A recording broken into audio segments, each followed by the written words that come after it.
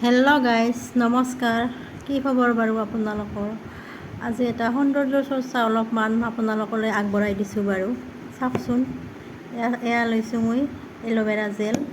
এইটো অলপমান খুলি দেখুৱাওঁ। এই বাতি এটাত লৈছোঁ,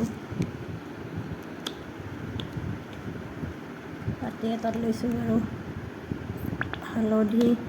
হালধি গুড়ি, তাৰপিছত লৈছোঁ এয়া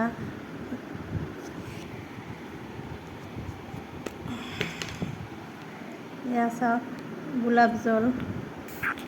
এইখিনি আমি বাতি এটাত মিশ্ৰণ কৰি ল'লোঁ আৰু লৈ একদম মিশ্ৰণটো ভাল হ'ব লাগিব।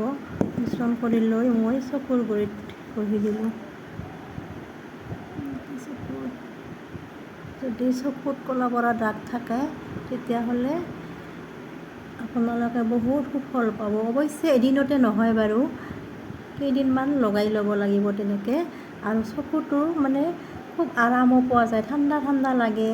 চকুবিলাক জ্বলা পোৰা যিটো ভাৱ হয় গৰম দিনত, সেই জ্বলা পোৰা ভাৱটো বাৰু নাইকিয়া হৈ যায়।